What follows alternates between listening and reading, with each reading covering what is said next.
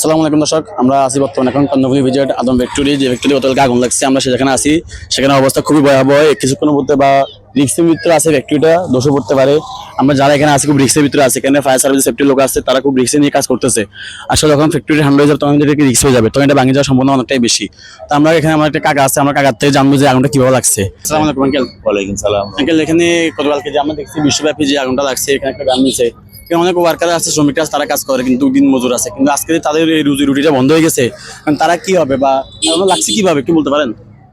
না, এটা তো মনে করেন আমি কালকেও 2বার করে আইছি জি। এখানে এই গাড়ি লয়ে আইছি, দেখছি এই আগুন জ্বলছে যে মানে তো আমি শুনছি যে উপরে তো নাকি আগুন জ্বলছে।